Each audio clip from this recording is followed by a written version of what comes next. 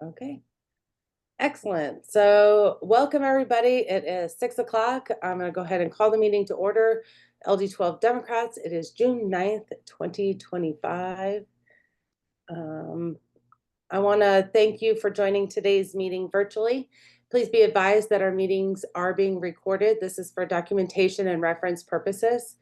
By continuing to be a part of this meeting, you consent to being recorded. If you have any concerns or objections, please let the board know at the beginning of the meeting. Today's agenda, we have 3 wonderful speakers. Our judges will do our usual, we'll do a state committee update, and we have calls to actions, and then we're going to be talking about the budget and doing our vote on the budget. So I guess Susie will be putting a download printable agenda from the link in chat. I can't see my chat, so hopefully somebody's taking care of that for me. And, I have people answering the chat as needed. Okay. And then, oops, shoot, sorry, AJ? I'm doing it. Oh, Sherry? Arizona LD12 Democrats acknowledge the land we gather on today is the ancestral homeland of indigenous nations that have inhabited these lands since time immemorial. We take this opportunity to thank the Hohokam, including the Akimal, Ootham, and the Peeposh Maricopa peoples of the past, present, and future for their traditional care of this land and their resilience. Attached to this physical space is a painful history of forced removal resulting in intentional genocide of its indigenous people. This history is important to all of us as a reminder not to cause further harm. We remain appreciative of our ability to teach, learn, and serve in a space of such importance and reverence. Thank you. All right, one of our fundraisers that we do all the time is our Bada Bing raffle baskets. We have Wake Up with Starbucks and breakfast, and of course wine and cheese board, and fantastic. You can use the QR code, or I'm assuming that somebody will probably put it in the chat at some point in time to make sure that you get your tickets. We want to welcome our first-time attendees to our meeting. So if this is your first time attending an LD12 meeting, we'd like you to raise your virtual hand, and then we'd like to recognize who you are and where you came from, like what city or precinct, if you know your precinct. So if you are a first-time attendee, it looks like we have Catherine. Or Caroline, sorry.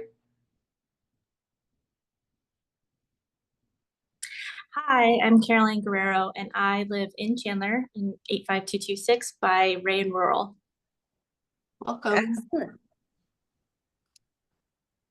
We'll capture that name, and then next time we have an in-person meeting, for anybody who's a first-time attendee, please raise your virtual hand.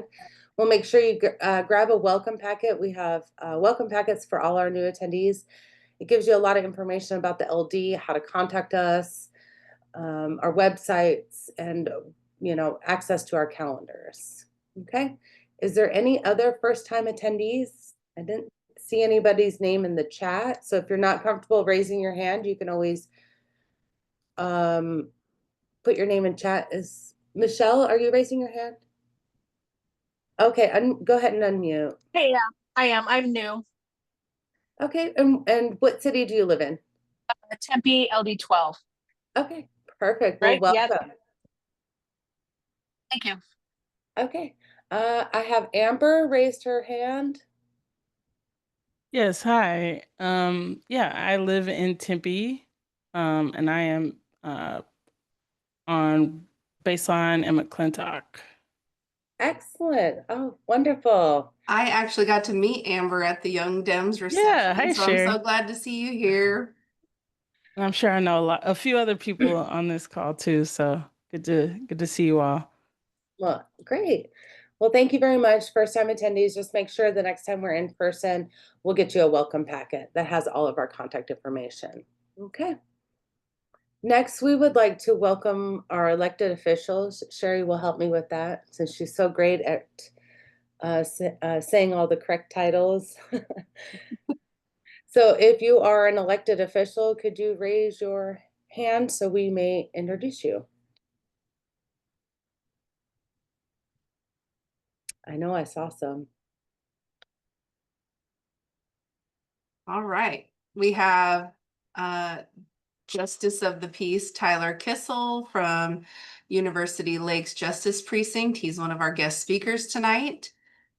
We also have Nicole Gutierrez Miller. She is on Tempe Union Governing Board. Judge Jennifer Jermaine for San Marcos Precinct Justice Court, another guest of ours tonight. Representative Patty Contreras from the Arizona House, welcome. Constable Bridget Bellavina, who I can't forget because she raised her hand, thank you. She's from Kyrene Justice Precinct. And Constable Karen Lathan from University Lakes Justice Precinct, welcome also. She's going to be talking tonight too. Thank you. Is Judge Sauls on yet? Doesn't look like it. Mitz is connecting now. Okay. Let's all just start clapping when she gets on, okay? We can come back to. Go ahead and go on, Melissa. I think Okay. Representative Travers is on as well. Yep, she is. I just saw somebody put something in chat. We have Representative Travers from the Arizona House is also here tonight. Judge Kissell, did you have a question? No, ma'am. I'm sorry. I'll take my hand down. Okay, thank you. Okay. Well, welcome elected officials. And then if you are a candidate that is going to be running in the next election, we would like you to raise your hand so we can, people can see you and hear what title you're running for. We'll let them do it this time, Cheryl. I'll let you off the hook. All right. First up, Jennifer. Hi, everybody. I'm Judge Jennifer Jermaine, and I am running for re-election for Justice of the Peace for the San Marcos District, and that district covers all of the city of Chandler and the unincorporated portion of Sun Lakes. Karen? Oh, Karen, you're on mute. Can you hear me? Okay. Yeah, we Can you can. hear me now? Okay. I'm Constable Karen Lathan. I'm running for re-election in University Lakes Justice Precinct, and it'll be my third and final term. Karen, I'm sorry to interrupt, but I'm having a really hard time hearing you. I don't know if that's everybody or if it's just me. I think she's coming through Susie's microphone as opposed to there. We should be good to go. Okay. Oh, Susie has to mute though. Oh, no. I'm muting it. It's coming. It has to come through. So Karen is run for University Lakes Justice Court, which is the precinct I'm also run for as the JP. It encompasses the city of Tempe only currently, though that may be subject to change in redistricting in the current for the new election cycle. Yeah. Okay. And I'm Judge Thank Kissell. you. Thank you, Judge Kissell. All right, Rep. Contreras, you're next. Good evening. I'm Patty Contreras, Representative State LD12, State Representative. Running again. I do have my petitions out and running, so if you want to, I'll put the link in the chat there, but you can sign online too. If you've already signed on paper, you're all good. Thank you. Bridget? Hello, everybody. Bridget Bellavina, running for re-election for the Kyrene Constable. And my petitions are out, and I thank everybody for who signed them already, because many of you have, and I look forward to serving our community again. All right. Did we get all of our candidates? That's all I see with hands up. Okay. Nothing new in chat. Excellent. Okay. All right, June is the LGBTQ Pride Month. Our very own Karen Lathan is going to talk to us about celebrating the Pride Month. Hi. Thank you, Melissa. This is Karen. I'm actually on Susie's thing because she has the audio on. So I thank you for asking me to speak on this. Gay pride means a whole lot to me. A little bit of my background is in 1980, I joined the Air Force, and that was way before Don't Ask, Don't Tell. I was kicked out for being gay, and then that went on my record, and because it was always an issue, and my DD-214 stated it right out. It was a interesting time after I got out of the military, because it was hard to get a job then, having that. I've gone through so many different things. I mean, there's been a lot of physical abuse. There was parents kicked out of the house. There's so much that goes on. And what I want to say is, when we have Pride Month, we call each other family. And it really does become a family, because we all understand each other. Not everybody has the same experience, but we all share the same issues out in public. So it was, I'll give an example. When I was in the military and I was changing base, I was young, scared, etc. And they reached out to the base I was going to and had people actually meet me, bring me into the base and make me feel comfortable. That's something that I've seen outside of the military as well, is you reach out. We have Brick Road, and I think everybody knows about Brick Road. That's a family organization. It's about all of us coming together. So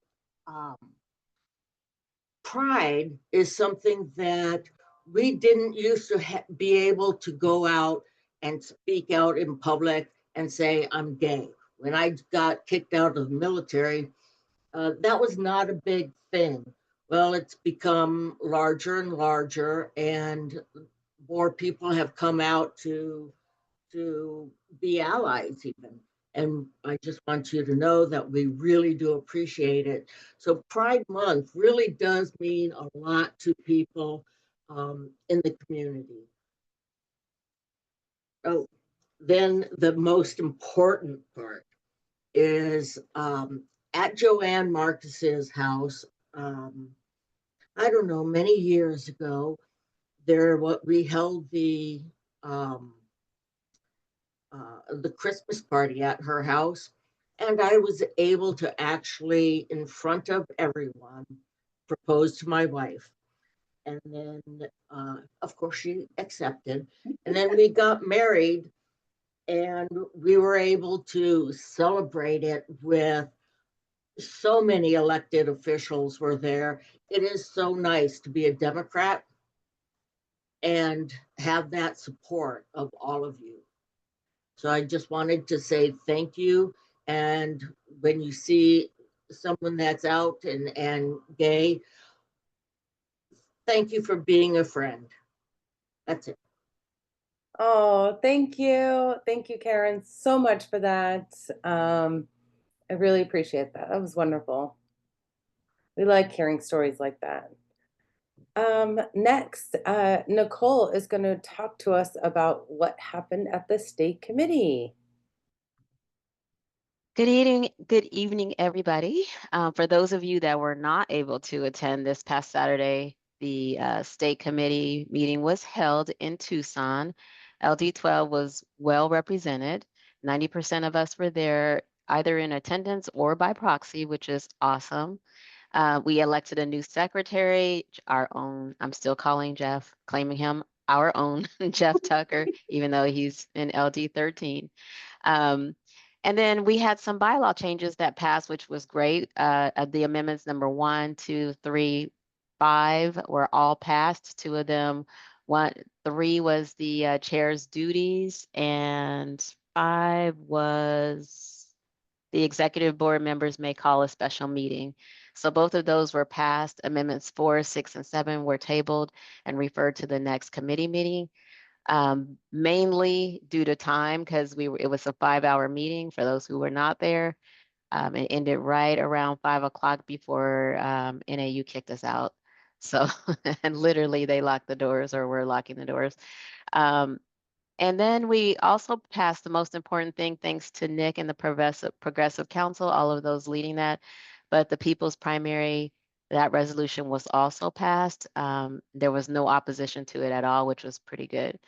We did hear from the chair about, a strategic plan. So there was a little more information given than what we previously knew.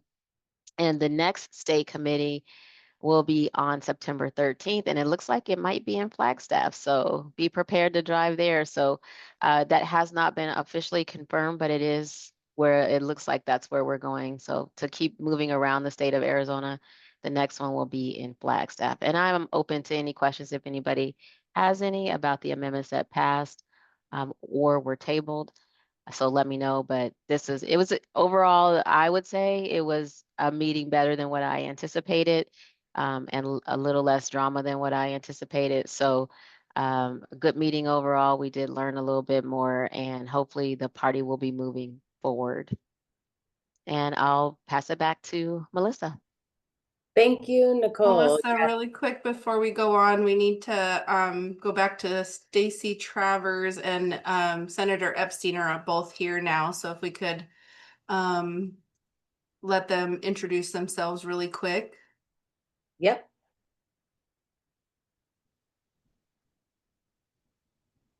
Okay, while we wait for them to unmute and stuff, I just wanted to say that I'm going to toot my horn a little bit. I officially got my first bylaw change passed. All of the times I put in bylaw changes in Maricopa County and ADP, mine passed, which was the advice consent of the executive director. So I was very excited. Very excited. I don't know why I'm so excited about a bylaw change. Jeff would be just going over himself. Yeah, I'm glad you said that, Melissa, because that was on my agenda to say that you were the chair on that. It was Amendment 3 for those of you who wanted to know. That was passed. And was that the nay? We didn't even have to go to an election buddy vote on that. It was. We did. No, we didn't. Yeah, no, not on that one. We didn't. It was passed, and so pretty good. So congratulations, Melissa. Thank you for reminding me to say that. And then the second one was amendment number 1, which was the transparency one. That one was Jeff and I together when we are trying to build a hybrid committee for the state committee. So we're very excited. I said, oof. I said, now I'm going to have to live up to these high expectations, Jeff. Thanks. Well, the ones that did pass were the fundraising committee, just so everybody knows, technology and remote access committee. That one was, and then Melissa's, of course, and the duties of the chair, and also that now the board can call a special meeting if need be. That one also passed. The ones that are still pending for approval are to allow non-state committee members to be a part of or be on a committee for a state committee, if that makes sense. So allow the non-SEMs in committees. And that one was a very heated discussion. There are people who think, you should be a PC or you should be a state committee person to be on a committee. So that one was tabled.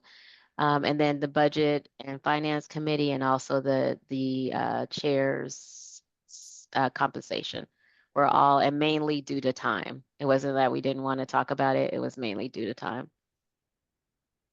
Okay. If I can have one quick moment just to piggyback on all of that. Several of these bylaw changes had been proposed for many, many years.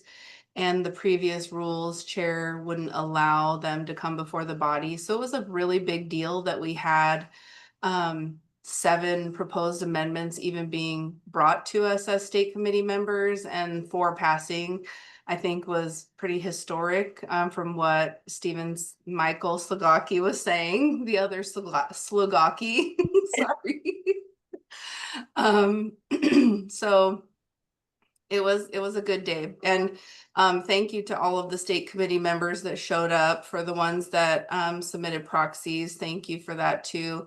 But a reminder that, you know, participation is something that is expected from a state committee member, because it is a coveted role. And so, you know, if going forward you've missed a couple of meetings, we might be reaching out to you to see if that's a commitment that you still want to make. Because we do have others that are waiting for those spots. And also, Sherry, that just a reminder to meet the deadline, because we did have a few people reach out like after Wednesday to get a proxy, but the deadline, I mean, we really want people to adhere to the deadline, because there's nothing we can do if you miss it. And if we're looking for 100% if we could have that at one point, but if not, just be reminded that if you miss the deadline, we cannot accept a proxy after that. Yeah, sorry to cut you off, Marian. That's okay. Marian said that I already said what she was planning to say, so my apologies. All right. Sherry, so thank you for the update on the state committee meeting. Okay, I just wanted to let everybody know that Kendra did schedule a drop-off date for all of the donations that we collected over the last couple of months. And that date is this coming Monday, June 16th, a week from today at 11:30. So she's asking for help, people to meet there to help her unload all of the donations. It'll be a good little photo op for our group. So if you're able to attend, then we'll meet there at the Chandler Care Center at 777 East Galveston next Monday at 11:30 a.m. And thank you everybody that made donations, and thank you to Kendra. I'm not sure if she's on the call, but she, you know, stored all of these items in her home over the months while we collected, and we collected a lot of stuff. Okay. Well, And the thank you. next event will be announced next month. Sorry, Melissa. Okay, thank you. I just want to remind you, here's our beautiful Bada Bing raffle baskets that Judy Wade and Bill Baker put together for us. So if you want to scan the QR code, we'll drop the link in chat, and just, you know, get your tickets now. All right, upcoming events. You know, our calendars are always full, but summertime doesn't stop LD12 from making sure that we are out there and doing all the great work. So we have a lot of events coming up. We have the Dems of Maricopa County, the LGBTQ. We have Tempe is going to be doing Juneteenth. We're going to be hearing more about that. And of course, our regular standing events that we have. The Readers and Leaders, Dems and Donuts, which is fantastic. Thank you to Julia Fleeman for putting that on. We have Game Night that Joanne Marcus does, and Watering Hole Wednesday that Ann does for us. So remember, all of these could be found on the calendar, and Susie put together an agenda that you can print at your home or download. So she'll put that in. So looking ahead, our next meeting in the months of June and July, the Pecos Community Center is not available, so we had to do it on Zoom. So in the month of July, we're going to be doing a Zoom meeting, and we're going to do something a little different. We're going to have some breakout rooms. It's going to be really exciting. We've invited a lot of people. So you'll be able to kind of get a bunch of different information on Zoom. August 11th, this one is under discussion. The reason why I want to point it out is that the Pecos Center is going under a remodel for the senior center in August. And so they are not going to allow us to use the room in the month of August. Doesn't mean that we won't have an in-person. I put together a team of people. Melanie Magasos is my team, who is graciously looking at a bunch of different places and putting together a list of all the different locations that we can possibly hold a meeting in August. AJ, did you have a question? Actually, I want to point out two events. First of them, it's on the June 14th. We're gonna be at the Chandler Music in the Park event. That's a beautiful event that we've been participating for a few years now. It's gonna be at 7 p.m. till 9:30. There's gonna be music. There's gonna be dancing. There's gonna be booths that you can visit from the city, and it's a fun place. Please bring your blankets or lawn chairs so you can sit down and enjoy. Don't forget to bring your water. It might be warm. Sherry told me that it's going to be 110 next Saturday. I didn't want to check that, really. And another one, that's part of the Juneteenth celebration in Chandler, actually. The one more thing that No King's Day, again, that's June 14th. And in Chandler, Chandler Gilbert Indivisible will be at practically at the same spot in downtown Chandler at 8 a.m. So if you want to do Tempe in the morning first and then come join us, I will appreciate it. Thank you. Yep. We had that spotlighted. We were going to talk about it. I was going to have you talk about it. So thanks for pointing that out and saving me. Another one of our spotlight events coming up at the end of the month is on Sunday, June 29th, is the Phoenix Mercury game. So you can scan the QR code. Tickets are $25 each. It includes the early admission to watch the team warm up, and then we'll do a raffle for the fan tunnel experience. You can buy your raffle tickets. We'll make sure that link gets into the chat. But again, you can scan this QR code. We haven't sold a lot of the tickets as of today. So we really need to see if we could sell the rest of those tickets. We have an amazing time at the game. I'm bummed I won't be able to go this year. I have a vacation planned, believe it or not.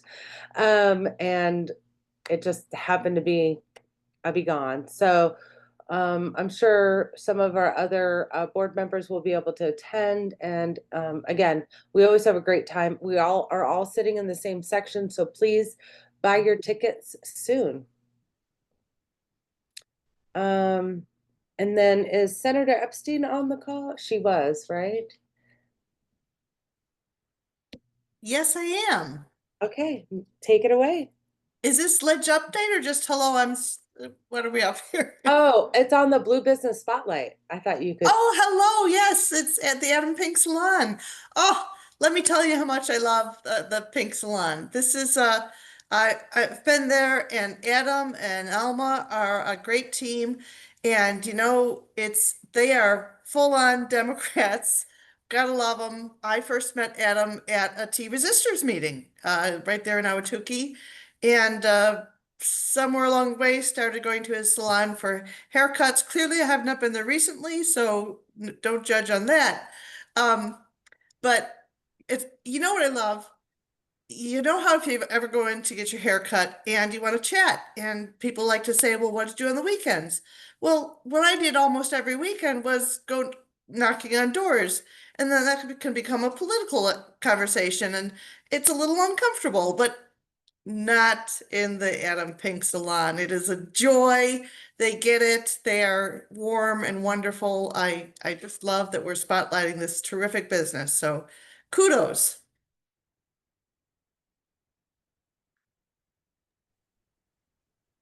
There I was talking when I wasn't. I know, I realized I was muted. Thank you very much. We were very excited to introduce him as our Blue Business Spotlight for the month. Okay, Sherry. And he is definitely a character, so if you go down there, you can't miss him.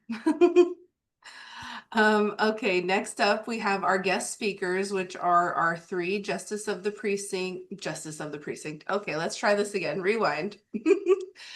Tonight, our guest speakers are our 3 justices of the peace for Kyrene, University Lakes, and San Marcos Justice Precinct.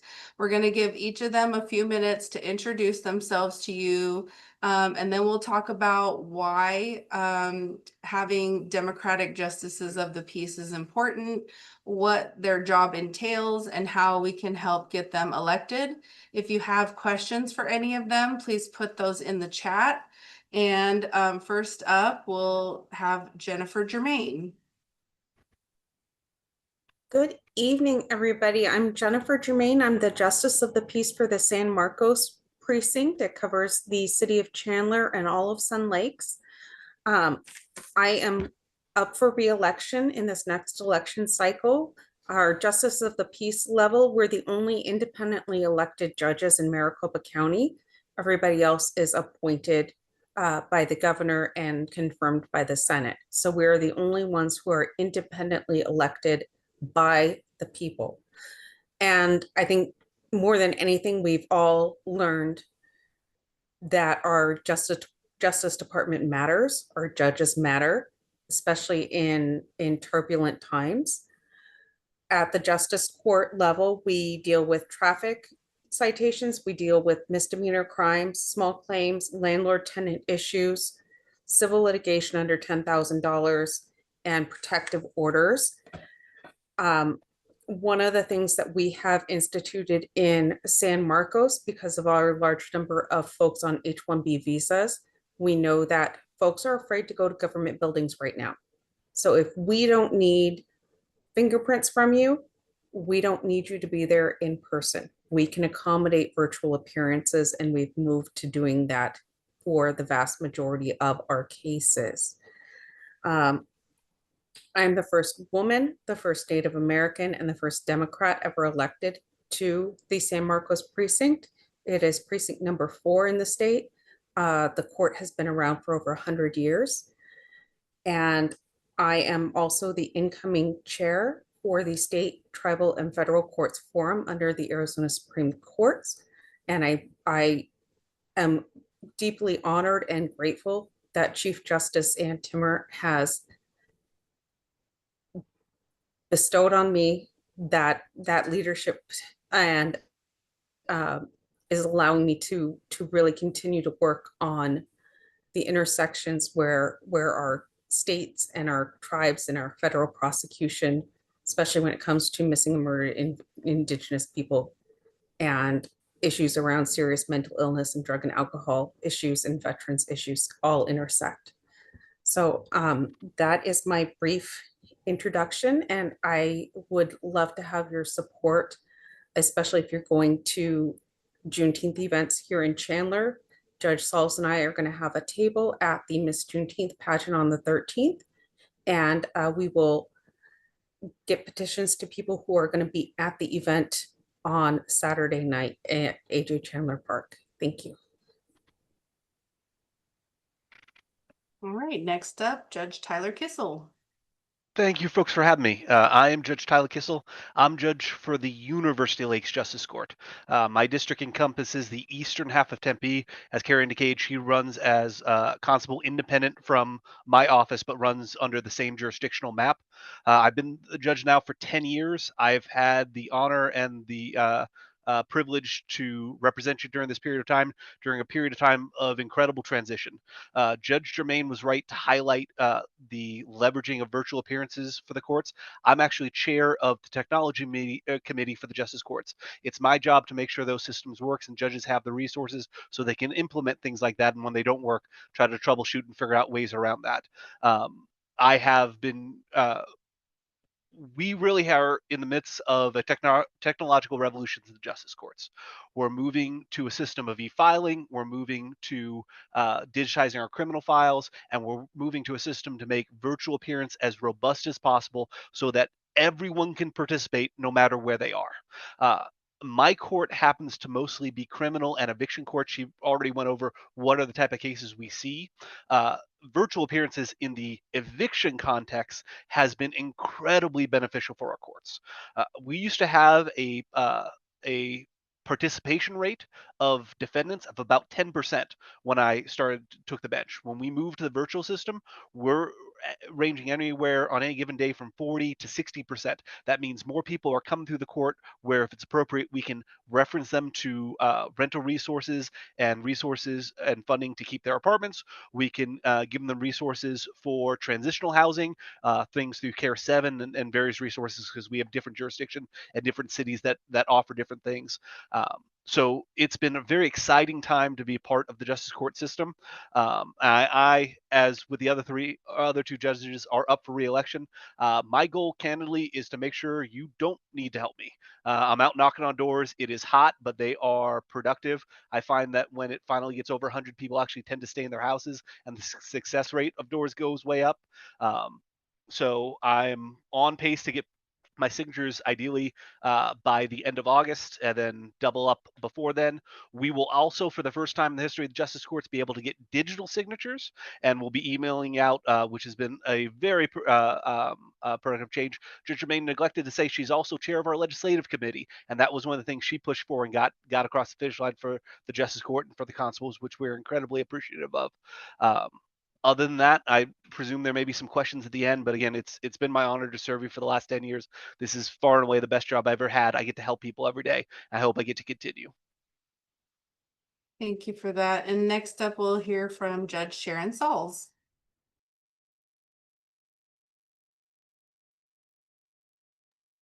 I can't hear you, Sharron. I'm not sure. It doesn't show that you're muted, but I can't hear you. Judge, if there's an icon near the mic button, if you right click it, you can select the mic you want to use. There should be one built into your laptop.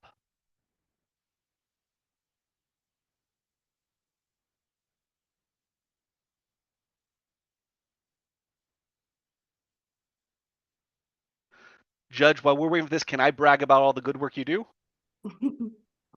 So Yeah. Judge Sauls joined us, and she came in during the pandemic, which was the hardest time to onboard. She has been an incredible boon to the Justice Court. She has chaired committees like the Education Committee, whose job it is to create classes and create a structure by which judges can train. That system has changed significantly during her tenure, where we now have judicial resource officers and we are moving towards a more professional bench, and she's been a big part of that transition. She's also worked as a mentor judges for judges across Maricopa County, has always made herself available for all new judges coming in, and candidly, she has been a joy to work with.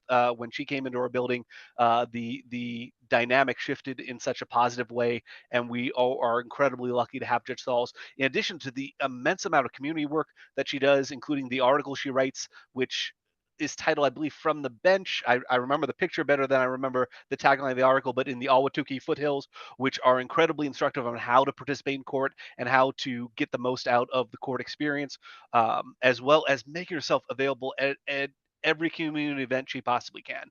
She's always come with that heart of a servant. How can I best serve the people? And she's always met the people where they are. Judge Jermaine, anything you want to add? You're directly across the hall. Yes, Did I miss anything? I value Judge Sauls so much and her knowledge, especially when it comes to landlord tenant issues. She is my number one go-to person. She spent many years at the Phoenix Housing Department counseling tenants on their rights, and it brings such an amazing perspective to the bench as a judge to have somebody who was a housing counselor to step into that role and be able to provide the community with the information as well. And Sharron, was it 15 different Juneteenth events you're doing this year? 21? 11 Juneteenth events that she's doing this year, where she's giving out legal information to the community, especially around housing and domestic violence, and what changes in the law when you become an adult once you turn 18, making sure that we're getting out those resources in English and Spanish. And that has been one of Judge Sauls's big driving forces, is trying to make sure people have the information that they need to make good, solid decisions about how they're going to move forward when they do interact with the courts.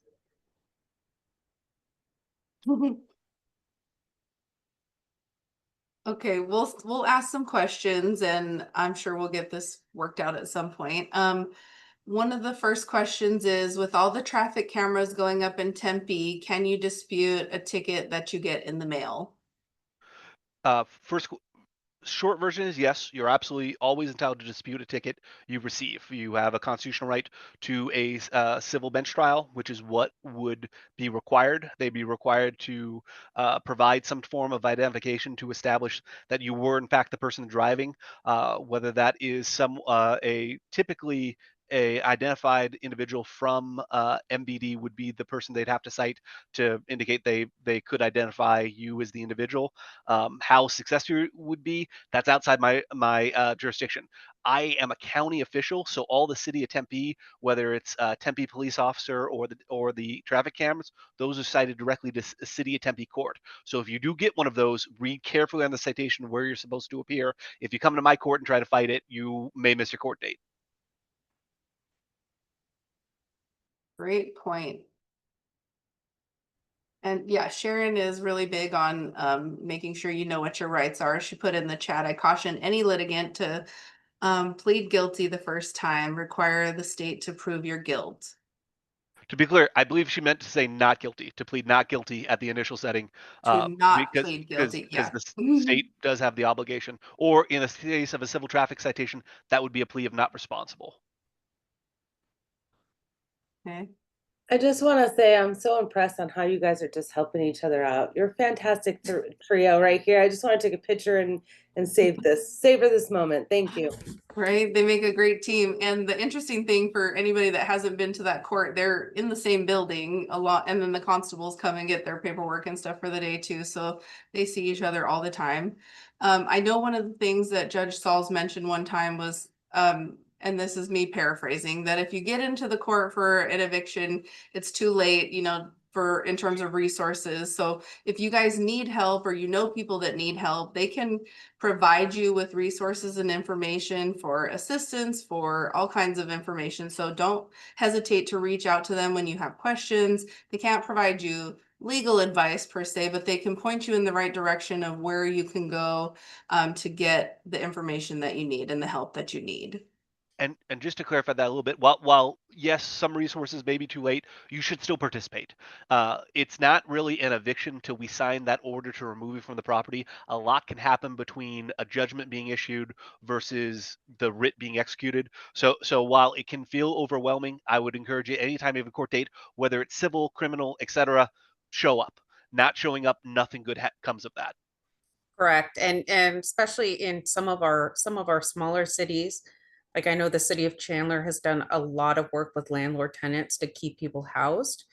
And most people don't realize that the way that the Arizona Landlord Tenant Act is written, prior to a judgment, it penalizes your landlord for working with you. After a judgment, it gives them a lot more leeway to work with you. So it's finding that intermediary and looking towards your city's housing office, seeing what's available in your particular area. And in some of our unincorporated areas, there is still resources available through Maricopa County. We are still seeing people who are obtaining rental assistance.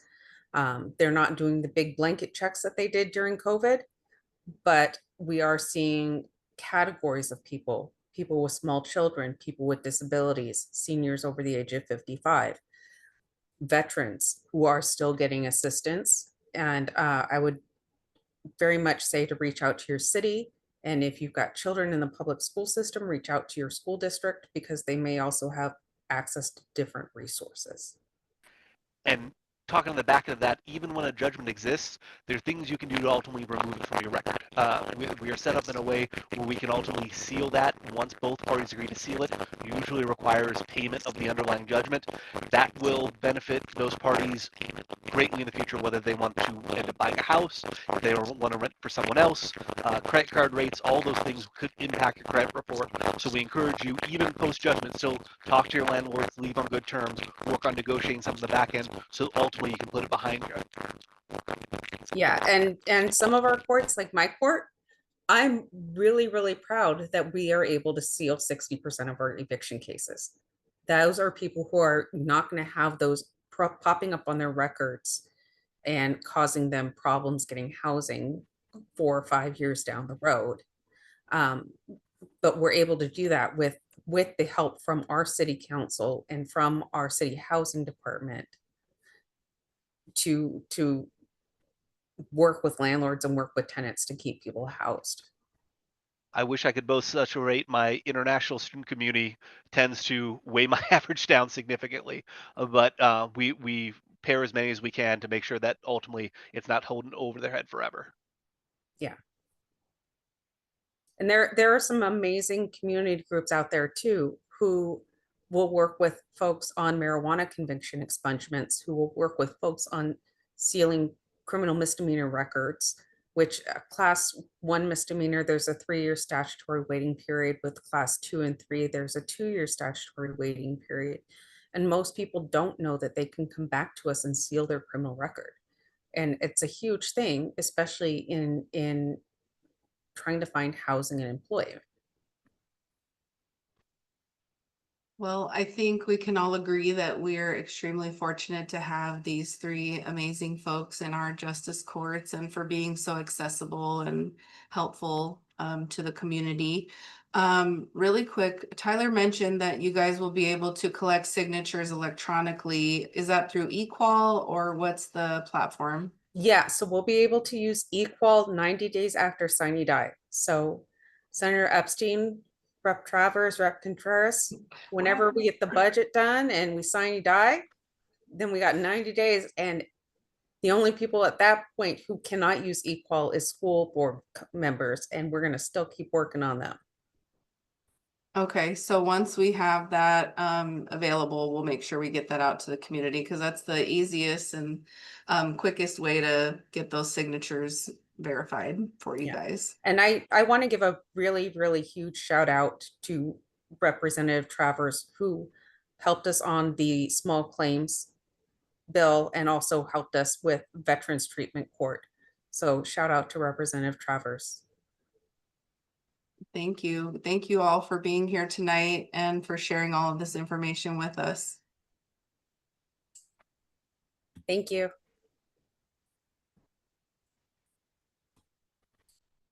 And Marion, yes, it includes constables as well.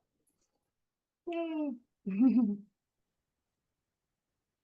All right, this is me. So AJ mentioned this before, but one of our calls to action for this month is for participation in the No Kings protests. We do have 3 different events that are in each of our cities. First, there will be one at 7:30 a.m. this Saturday, June 14th, which is being hosted by our own Nancy Tapuzian at the usual spot, which is the pedestrian bridge over the US 60. They meet at Cole Park. And again, 7:30 a.m. The key there is to make sure that if you're bringing signs, they're in very big print so that people driving under on the US 60 can read them and see them and have them be visible. The second one is in Chandler. Stephanie's mentioned this. It's on our calendar. It's on this slide. Chandler Gilbert Indivisible is hosting one at the AJ Chandler Park at 8 a.m. I will be putting all the mobilized links for all of these in the chat after I'm done talking. And then People First Project, 50/50 AZ, and Indivisible have the downtown Phoenix protests at the Wesley Bolin Plaza. All of these are peaceful protests, and we are taking to the streets to make sure everybody knows that we're saying no to kings, no to thrones, no to crowns, and showing solidarity with each other. It's going to be hot. As AJ mentioned, it's going to be between 105 to 110 depending on what part of the valley you're in. So plan accordingly. I know specifically at the Tempe Rising event at the bridge, They are encouraging also reclaim the flag and asking people to bring umbrellas to create their own shade, but also as a visual. So if you are planning to go to that one, just keep that in mind. And then when you're done at any of your protests, then you can take a nap, rejuvenate, and then meet us at one of the Juneteenth celebrations in the evening. There's events happening in Tempe and in Chandler, as we mentioned earlier on our upcoming events. So, you know, we protest and then we celebrate. How about that? Stay cool, everybody, because it's going to be like 112. Yeah. And then the next call to action is, obviously we've all been seeing the news with various ICE raids and things that are happening, and it doesn't hurt for us to be informed and trained on how to respond to these types of events. So one organization that is doing training to teach people how to show up, stand up, and keep communities safe is Borderlands Resource Initiative. They hold rapid response volunteer training pretty much every other Wednesday. So I listed the next couple of dates that they have openings available. This week they have one on the 11th, but it's already full. So I will also put the link in the chat to sign up for this, and you can get more information about these. But again, you know, anything that we can do to keep our community members safe, if you're comfortable doing that, I think this is a good way to learn what some of the best practices are for that.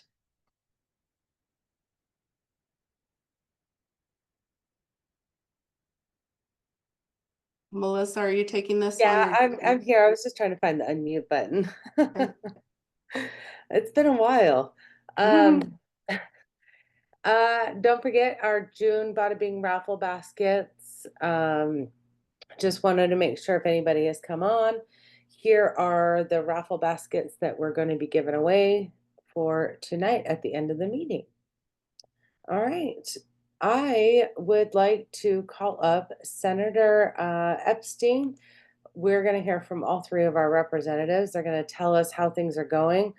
Are you guys looking on finishing up the budget and finishing out the year for us, or how's it looking? So we'll start with Senator Epstein, then we'll do Rep Contreras and Rep Travers.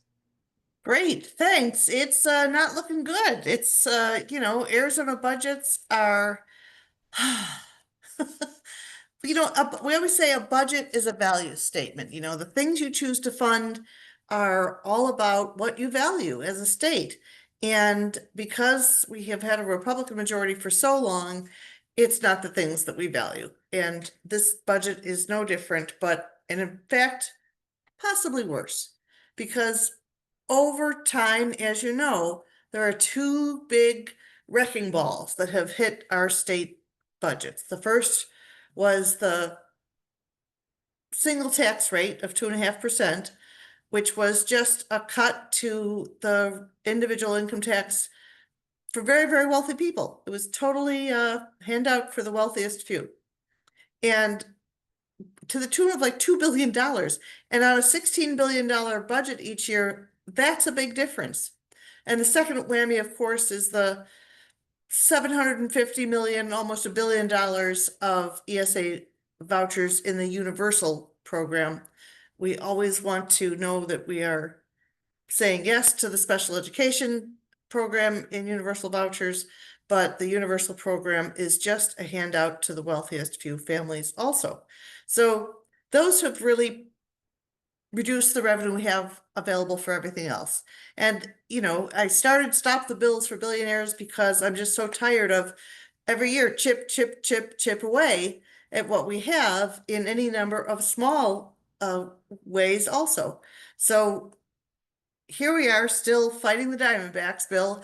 I do have the survey that is out there. I will put it in the chat when I get done talking. So please, please, please take the survey. It's just how do you feel about the Diamondbacks, Bill? I think we were over 400 people who answered the survey so far, and out of 400, almost everybody is no, don't do this deal. So, but a handful are, oh, thank you, Sherry. A handful of folks, maybe 4 or 5 or so, have said, at any cost, anything for my Diamondbacks. I love my team, so I want to respect that feeling is out there. But it's the tiny, tiny few. So the budget. What should we cover? Well, your Democrats are standing strong to speak up for number one, K-12 funding. I may have talked to you before that in 2022, when the ESA voucher agreement was made, there were a number of Republicans who did not want to have universal vouchers, but they said we can handle it if you'll also increase education funding by adding an opportunity weight and increasing we call it district additional assistance, it's books and buses. That was our agreement, and that would stay in. But in the budget gyrations that happened, they fell off again. So those are fundamental. They have to be put back into the budget. Your state legislators have met with our local Kyrene folks and other school administrators. They have all been, knocking on our doors, calling us up to say, our schools need that. We cannot lose that funding. It's about $60 million, and we need it for 2 years. And then it's back in the budget again, because that's the kind of silly budgeting the state does. So anyway, first, number one, K-12. Another little thing we should be having in the budget that, honestly, this year the negotiations are very frustrating because we don't know what's in the budget. Like the governor's, the new OSPB has not been terribly forthcoming in letting us know where they're at. So, we don't know, but we're still advocating for this very important thing of school lunch, that if you get a free or reduced lunch, if you qualify for a reduced lunch, just make it free. Why have all that paperwork when this is the exact families that inflation and everything else is hitting the most? Let's put that help out there for children. So that's another priority for us. Very big priority for our caucus is only $3 million to keep 211 going. I hope you all know, just like you can call 911 in an emergency, you can call 211 if you need housing, or you're being evicted, or you need food, or you need mental health. It's just help. I need help. And somebody will help you out with all of these human services that are available in the state. We want to see $10 million for legal aid. And we want our rural hospitals to not have to keep paying this hospital assessment. That has been a problem for them. So that's another $50 million.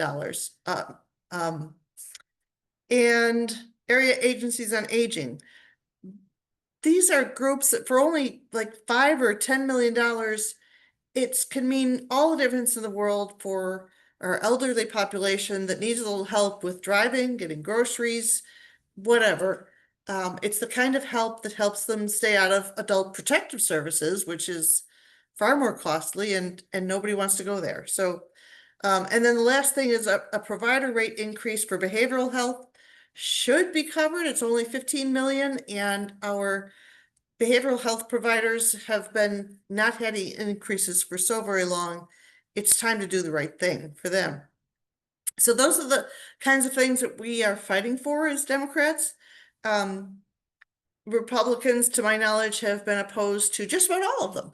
So, but they want $94 million of roads, and they want another tax cut for the wealthy. And if you want, well, I'll leave that to Patty and Stacy to talk about the House's big bad bill that they're going to be coming up with.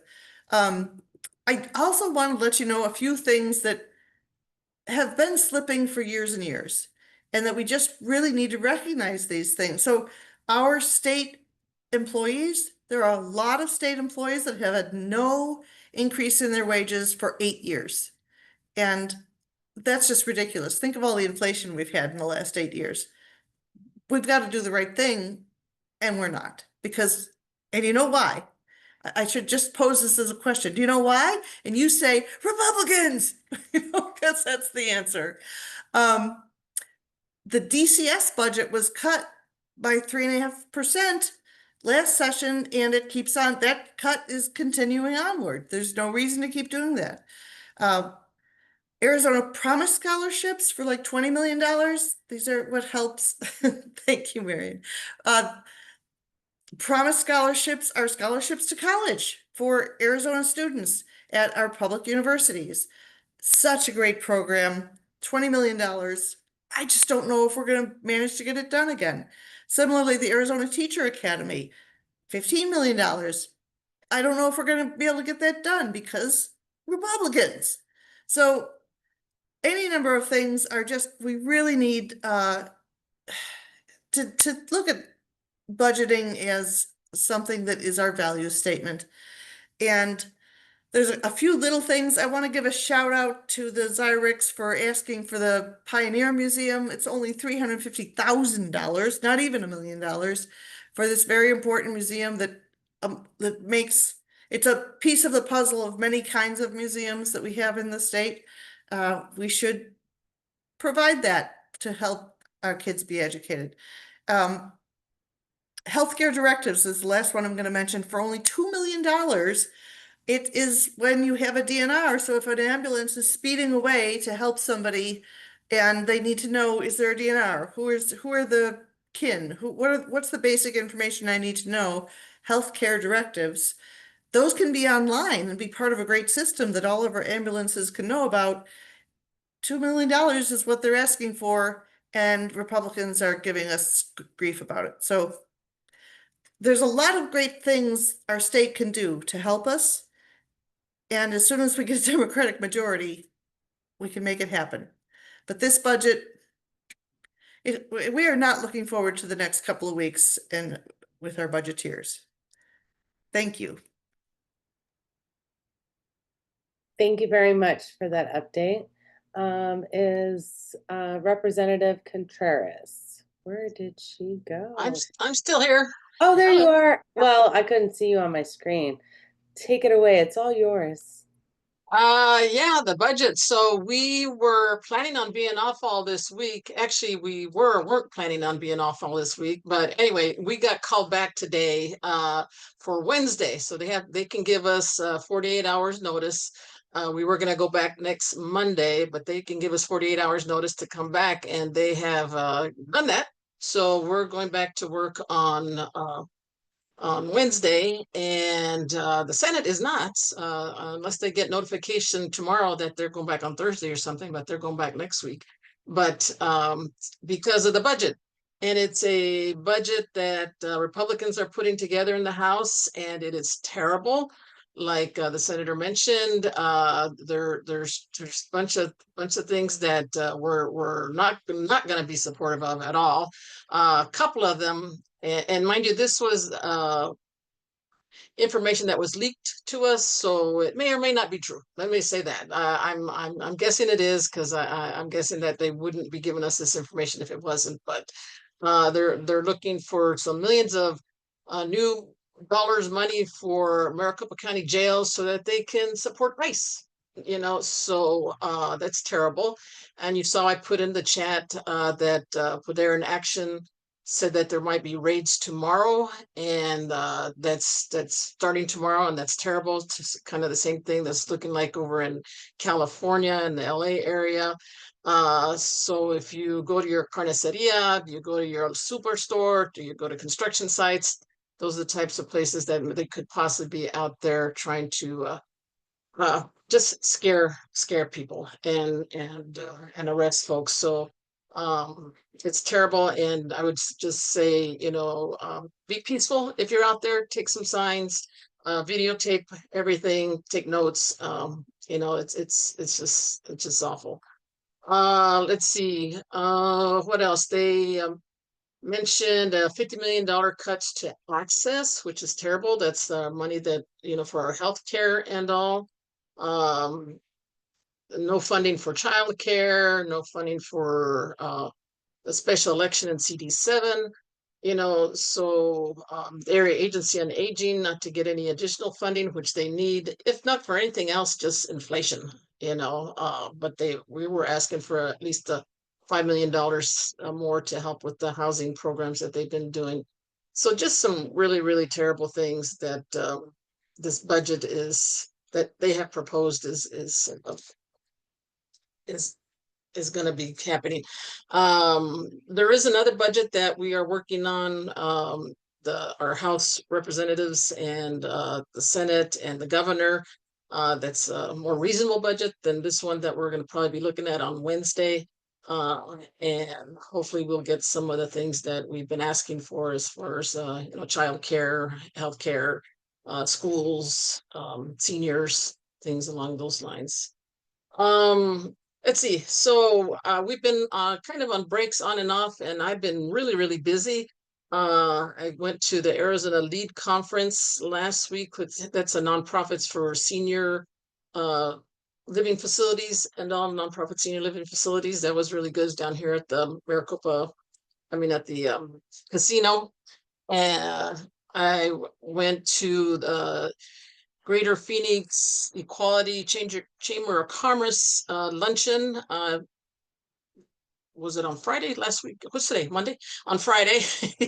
And congratulations. I don't know if Gabe and Jesse are online, but they won, Brick Road won the Diversity and Inclusion Champion Award. So congratulations to them. They're great.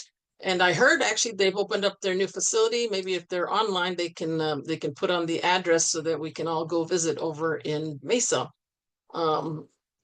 And then I went to a deed fraud summit on Thursday. Heard, gosh, about 10 or 12 different case studies of things that people are seeing as far as different ways that folks are stealing property and houses and all.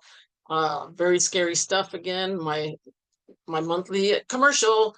Make sure you sign up for Maricopa Title Alert and get that taken care of so that you can just Google it so that you can put your properties online so that they can notify you if something's happening with your property.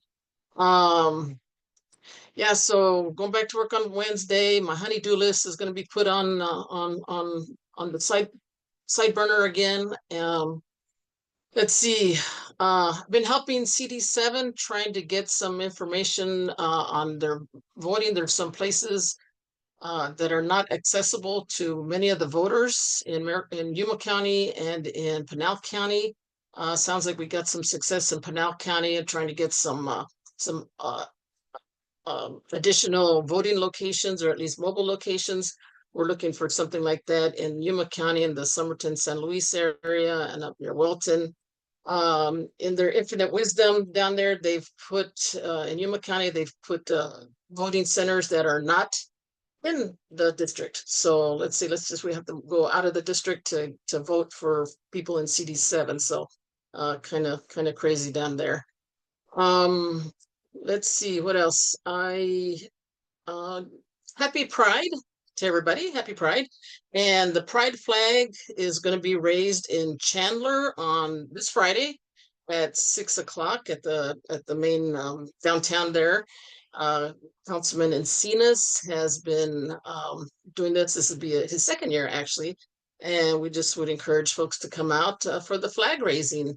Last Monday, the governor raised the flag, raised the banner, Pride banner at the Capitol after a very fruitful meeting with young people. It was Youth LGBTQ Day at the Capitol last Monday. Lots of young people came out to talk to the governor and talk to us. It was very good. But the governor put his banners down last Monday, and Chandler will be doing it on Friday. So coming out to AJ Chandler Park.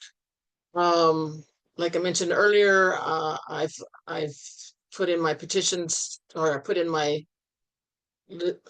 I've signed up to run again. How's that? So you can go online to sign up online if you haven't already signed on paper. I saw Stacy on there. I signed her petition. So make sure you go in and get those taken care of for us. So I think that's all I have. Thank you. All right. Well, thank you, Representative Contreras. Let's hear from Representative Travers. Hi, everyone. Let's start off with hello, Amber.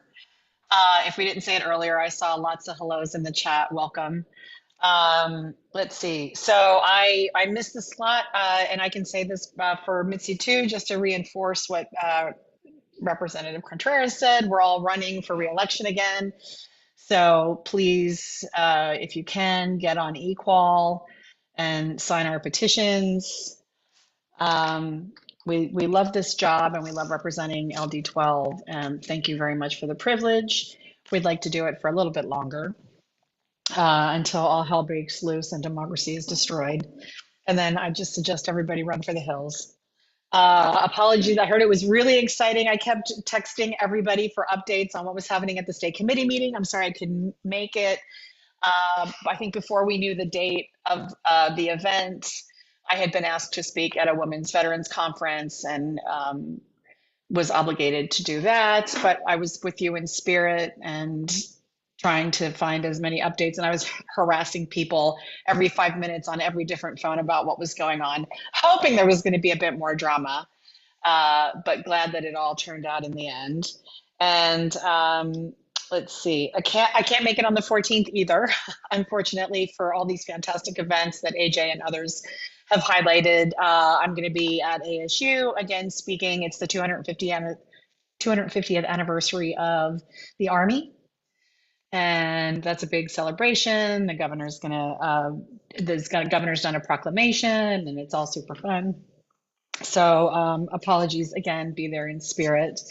One of the things I think we all love as being representatives is being able to be there for our community and represent not just in LD12, but in all the spaces, whether it's LGBTQ, whether it's veterans, whether it's education, to make sure that we understand the rich tapestry that makes up LD12 and that, everybody gets their voices heard. And we managed to sort of bring back news of all the wonderful, different, diverse elements of LD12. The budget, you can also sign Council Member Arlene Chin's re-election nomination petition to help her qualify for the ballot here. Thank you. That was in the chat. Yeah, back to the budget. The House Republicans it's basically, I hope I don't offend anybody. It's basically a pissing contest of who's going to get their budget out first. And they'd heard that the Senate Republicans actually had their act together. And so in a knee jerk, the House Republicans started panicking and decided that they were just going to throw spaghetti at the wall to see what sticks, which is why they've brought everybody back. To everybody's chagrin. They also need to get it done before the 18th because Matt Gress, representative of LD4, whose partner is Dan Scarpinato, who was Doug Ducey's chief of staff, they're getting married in beautiful Lake Como on the 22nd. And the rumor has it that they've invited some Republican legislators from both chambers. And so they're not going to have their numbers. And so everybody's scrambling. So it's making it even more chaos than the chaos that already exists every year around budget time. I did have some people were asking me some questions just very briefly about a couple of bills. Ed Bufford, who isn't unfortunately here today, but you can pass this on to him, was asking about some of the animal bills. We did manage to pass one animal bill, that was 1198. That was we called that the dog bite bill. And it changed the felony, excuse me, I got a burp coming. There we go. A nice little quiet one. It changed the felony statutes for dog bites, and there was a huge back and forth because we wanted to make sure that a lot of people didn't get kind of caught up in the net inadvertently for peaceful protests and that kind of thing. There's another one, 1658, which is the failure to treat. And what it does is with veterinary technicians, that's a Shauna Bollock bill, I think. And that is in the House now, but it hasn't been up for a vote. And the other one was the China, you can't buy China property. And some people, believe it or not, were upset that we didn't prohibit the Chinese from buying property, especially around military bases. But then Governor Hobbs just came out with a statement a couple hours earlier that she had a bigger, better bill that was not beautiful, just bigger and better. And that it was going to address the issue that was of some concern for many Arizonans.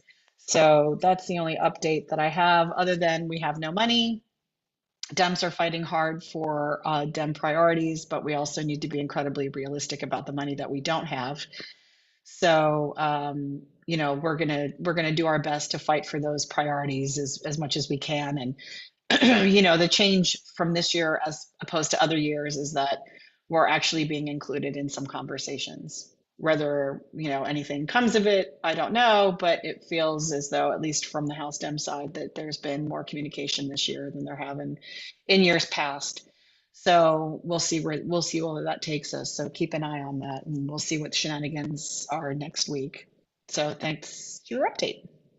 Thank you so much. What a wonderful update from all three of our representatives. So thanks very, very much. Since we're talking budgets, let's talk budget. LD12 put together a budget. We had presented it at the last monthly meeting, which was my notification that we are going to be taking a vote. We did have a discussion on Zoom on Tuesday, May 27th. There were a lot of good questions. After seeing many other budgets, I feel like ours is the best. You know, we're just like the best all around. We had a lot of questions about how we got to our numbers for our income and expenses, but we went low on income just to make sure that we could always meet that amount, and then we went higher on expenses. So again, so that we made sure that this LD is going to be set for 2026 for the election, so that we can, you know, get another victory in LD12, because we do pretty well here. So the voting will commence at the end of this meeting and will remain open for 72 hours per the LD12 policy. So you will get an email shortly after this meeting ends, and you'll be able to vote. We are either approving the budget or not approving it. If we don't approve it, then we'll go back to the drawing board. Okay, on that note, let me give you the treasurer's report as of today. So thank you, Mark, for putting this together for me. In the month of May, we had a beginning cash balance of $24,687. We raised $3,000 and $3,069. We spent $766, which leaves us with an ending cash of $26,990. So we're still doing really well. We are really making sure that we are bringing in the money and not trying to spend it. So we're trying to save as much as we can, because we know during an election it gets pretty expensive. Okay. So I want to make sure that you know about our LD12 merchandise. Kay Kennedy has been wonderful. And Kay, I do owe you a response to your email. Please know that I did not forget about you. It has been a couple of crazy weeks for me, and I'm going to get caught up on LD stuff this week. So we are going to be looking at purchasing another batch of LD12 t-shirts. So if you want to get a t-shirt, try to pre-order those as soon as possible, so that we can kind of get a count of how many different of the two. Well, it's all one. It all looks the same, but two different styles. We have a unisex, and then we have the women's V-neck. So you can get one of those. We do have bumper stickers, magnets, and of course we still have cookbooks if you would like to get one of those. So, oh, I forgot this slide. So here's all of the different items. We also have these wonderful vote shirts that shows all of our values. Okay. So you can order, of course, on the link tree. They'll probably put it in Slack or in chat. I'm not looking. All right. And then I just want to remind you that we're going to be doing our ballot, where I'm going to open it up for any new business here shortly. So if you have any new business that you would like to discuss, please go ahead and raise your virtual hand so that we can start getting you all lined up for that. Once the new business is up, we'll do the Bada Bing raffle. And I thought we always do that. Isn't that how we always do it? Nope, we do the Bada Bing and then new business. For some reason, we started like having people line up and do new business while we were trying to get our stuff together to do Bada Bing. But if you're ready, Mark, we can do one last call or whatever you want to do. No, I'm ready. But Melissa failed to mention the most important sign up that we have is the monthly recurring donors. Oh, and, yes. And you know, you see people that show up at the meetings with name tags. If you become a recurring donor, we get you a name tag. How about that? Yes. So we just want to highlight that because it's my job to just keep raising money, okay? Yes. And so I do, you know, have all the tabulation together here. Okay. So we'll go ahead and do the Bada Bing, and then look, Molly's already got her hand up. Is there anybody else? Start raising your hands for new business. And, yes, Mark, thank you for reminding us. Our recurring donors, they're one of the ways that helps sustain the LD from being able to keep its doors open all the time in our storage unit. So, all right, Mark, I'll let you take it away. I'll stop talking. Thanks. Okay. So of course you're seeing more than you need to, but in any case, we sold a total of 142 tickets for the wine and cheese and 261 tickets for the coffee, for a total of $320 is what we raised. And we have an additional donation also of 50. So that's how much we raised. Unfortunately, we not in person, so we don't have any cash donations.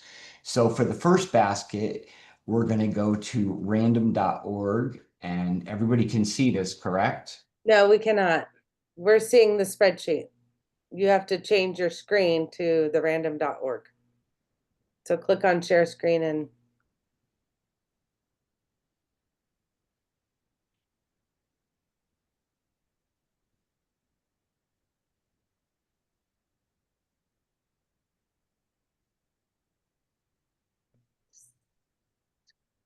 I guess I have to do stop share, okay. share, and I feel like we need like the Jeopardy music. Da-na-na-na. Where's Paul? He'll sing. I know. Da-na-na. Okay, there we go. We got random.org. yeah, what are you supposed to do with that screen, huh? Smooth as silk. We're running over here. We're running a tight ship. This is what happens when we only do Zoom like once a year. Okay. I don't know what to do. I mean, this is So you just want random.org without the slash company. well, you're seeing I'm coming back in. There Okay. we go. All right. Yay! So we for the first basket, the wine baccarat and cheese is we sold 142 tickets. Okay. And the winning number is 9. Oh, it's whoever bought their tickets pretty early. Oh. Number 9. Oh, lucky number 9. Ellen Colangelo. We're still seeing the random.org, but It's okay. So Ellen Colangelo, she left already. Yep. She had another meeting. And Doug, yes, it is better than election, buddy. You don't have to wait 10 minutes to get the answer. All right, next one, coffee. But there's 261, and the winning number is 231, which is Gavin Lee, right? I'm just kidding. no, Denise Scanlon. Wow. Congratulations, Denise. Okay. So I will go back to let everyone see Yes, that'd be great. Can you see the Yes. Excel sheet? Thank you. Fantastic. That's what we got. All right. So Ellen and Denise, congratulations. We will find out how to get those baskets to you. Hey, Mark, Okay. you can stop screen sharing. Thank you. All right. So we will open up our portion of any new business. Molly Donnelly has been patiently waiting. I'm so excited to hear what you got for us. You're excited to hear. I don't know if it's that exciting. I just wanted everybody to know that I am not ignoring everybody with postcarding, but there is not a lot of postcarding going on right now. Anything that's happening is primaries, and I just don't think it's feasible to spend money on this portion of the election at this point. There's always stuff that you can do on your own. Emailing our lawmakers about concerns, writing postcards to anybody in any part of the government with your concerns. You can do that stuff on your own, and I can kind of help you with how to get postcards and what to write and stuff. The only thing that's really worth doing right now is Activate America. They're doing in Arizona, contacting constituents of Siscomani and Schweikert to hold them accountable, to ask people to call them and hold them accountable for the tariffs votes that they've had. So that might be a really good thing for people to do if you want to do that now. I guess until primaries are over, we're not going to really have any postcarding. So we're talking July or August, and I will be back from New Jersey at the end of July, and we'll pick it all up back then. I will leave my contact info if anybody wants to get in touch with me and ask questions. Okay. Excellent. Thank Thank you. you. We have First Vice Chair Johnson. Oh, you know what? You just reminded me, we never introduced ourselves at the beginning of the meeting. So Oh, hi. I do that all the time. We just assume everybody knows who we are. I'm Sherry Johnson, First Vice Chair. I think Bridget's going to talk about what I originally raised my hand for. So I'm going to pivot and tell everybody that we were posting about a call to action related to the Chandler City Council charter, which is like their version of bylaws or constitution. So I just wanted to update everybody to let them know that it did end up, the city council did vote to put some clarifying language on the November 2025 ballot, which is good news because it was vague and could potentially open up the city to litigation. So thank you to everybody that came out, spoke, wrote to the city council, put comment cards in, all of that. It worked. And so now we'll be working on making sure the community understands the importance of it. So that'll be the work that we have to do before the next election in November. And then Bridget left, she disappeared. So we'll go to Ann Lutz next. Okay, I just wanted to mention Watering Hole Wednesday on the 25th, the last Wednesday of the month. We're going to go back to the hub. I just haven't had time to search out any other place. So, but I thought that did pretty well last month. We had over 30 people there and it was fun. So anyway, I hope to see you all there. And that's Sounds great. Yes, we'll make sure that gets out. It's on our calendar. So thank you for always putting that together for us every month. This is a great Watering Hole Wednesday is so much fun because we get to eat, we get to drink, we get to socialize, we get it all. Yep. So fantastic. All right. Is there any other new business? Bridget, did you have anything else, or your dog's driving you crazy? You got to feed him. Yeah, yes and yes. Okay, I thought so. Yeah, so yeah, she stole a piece off the chair and ran outside, and I had to go bribe her with a treat to get it back. So sorry about that. Okay, the weapons training that we've been talking about, we have put it all together. Sherry has the a Google form. There it is, training to sign up. And do you also have the information sheet? So there's a sign up sheet and an information sheet. And look at it. Feel free to call me. We haven't come up with dates yet because first I need to see how many people are interested. And we're going to go from there, but we're going to start as soon as possible. I just need to have the information and a number of an idea of the numbers and how often you want to do it. The options are once every 2 weeks or once every month. If we do it every 2 weeks, you're going to have to do some training in the middle. I'm thinking about doing it on Saturday mornings, probably about 9-10 o'clock in the morning.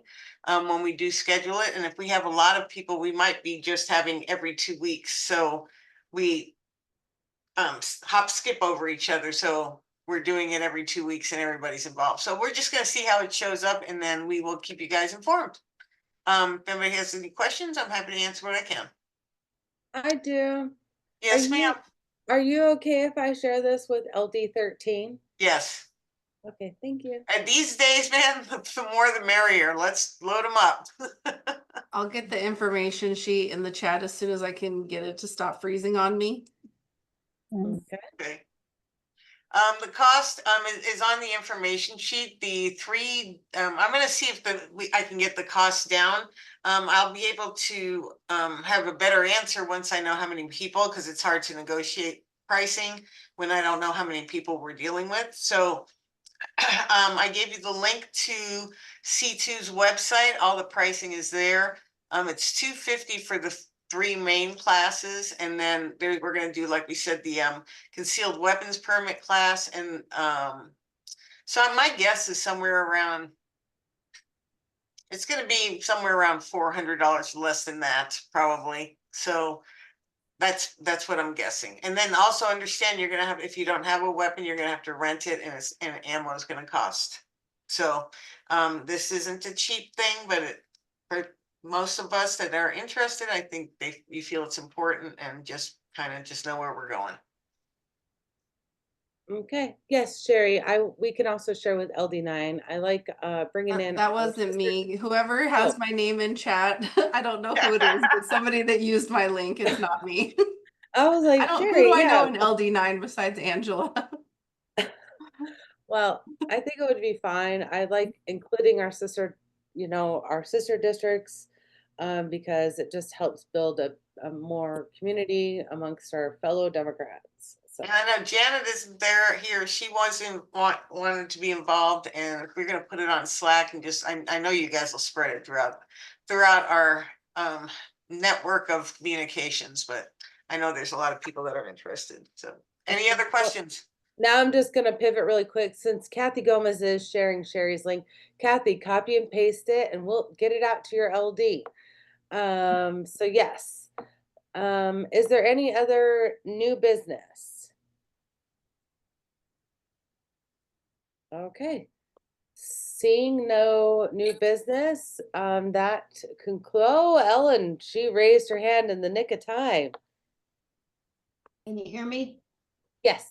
Okay. It's not really new business, but I want to kind of commit myself to this so that I'm doing it in front of everybody, whatever. Okay. I don't get out much. I'm not going to go to the Mercury, but I would like to buy 2 tickets for the Mercury to donate to like the youth, maybe the young Democrats. So how do I do that? It's on that maybe somebody else would like to. Yeah. So if you click on the link to buy the Mercury tickets, there is an option to buy Young Democrat tickets. And then once I get a total of how many Young Democrat tickets were purchased, I just reach out to the different organizations and I kind of divide it up between them. So okay. Yes, they love coming to the games with us. Okay. Okay, good. I'll do that then. Thank you. Thanks so much for the meeting, Melissa. Thank you. All right, we'll go ahead and close the meeting at 7:34 p.m. Thank you very much. We'll stop the recording. And then I'll stay on if there's any other additional questions.